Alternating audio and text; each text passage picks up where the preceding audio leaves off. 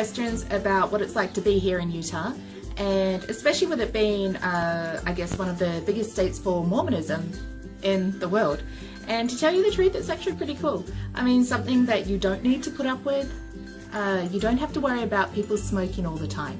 I know that with a lot of places, smoking is illegal, like in Australia and in New Zealand, you can't smoke indoors in public buildings or anything like that, and the same can be said here.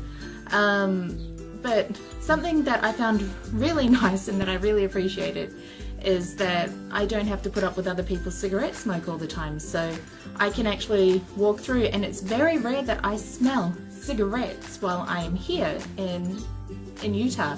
But whenever I go somewhere else, like Nevada is just down the road, so if I go down to, say, Las Vegas, it's everywhere. It's like you're just walking through these clouds of smoke, and it's it's nasty. I was a bit surprised last night though, because I was asleep and I woke up coughing, and I was wondering why I was awake, and it turned out one of the neighbors had a visitor who was smoking outside my window, and because I always sleep with the window open, I was really surprised to have cigarette smoke coming into my bedroom. And the horrible thing is that it took a while to clear up as well, so it wasn't that nice. Something else that I really appreciate about living in Utah is that there are a lot of people who are genuinely nice. They go out of their way to help you out, and it's just the way things are here. People are nice.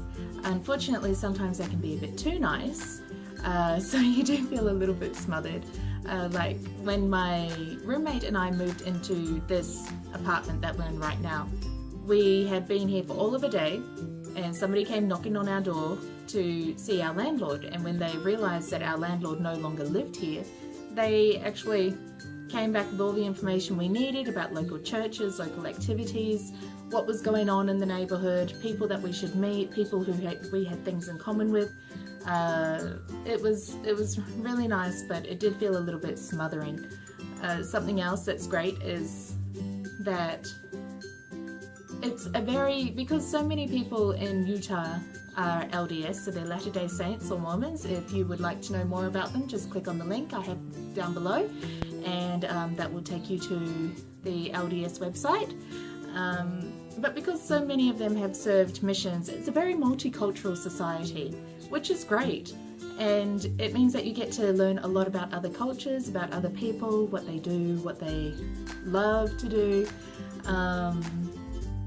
You get to try a lot of foods, although, nothing beats the food from home. Oh my goodness. If I could go home just to eat, you bet I would be on the first plane. Yeah, so it's a great place to live. I mean, I'm in Provo right now, and we are surrounded by mountains. We've got the Wasatch Front, we've got the Rocky Mountains, and so you have amazing snow in the winter, and then in summer you've got beautiful hiking trails and campsites, and there's a lot of outdoors activities that you can try out if you've never tried it before. And you can start easy and you can work your way up.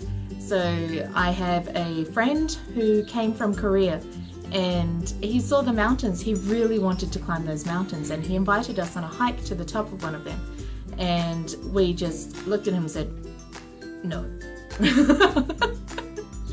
And he was confused, he didn't understand, and his sister had to explain to him the difference between mountains in Korea and mountains in America. The mountains in Korea, yes, they're high, but they're not that high, and they are actually achievable. The mountains here in Utah, if you climb them, you can die.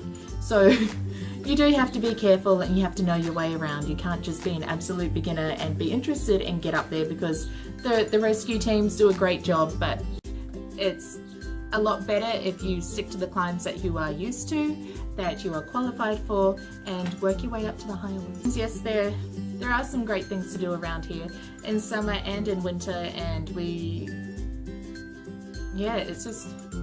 a good place to live, very friendly. You are inland, so I do have to mention the food. You are inland, so the produce may not be as fresh, and when you do get it, it may not last for that long. So that's something to be aware of, but they do have some great restaurants. I will do some restaurant reviews later for you, because I have a couple of friends who have restaurants that I have been dying to go visit because they just fantastic. So I will take you along with me to them. Yeah, any questions, just put them down below and I will answer them. You can also catch me on Twitter or on, well, just check out my other links. Nice to hear from you.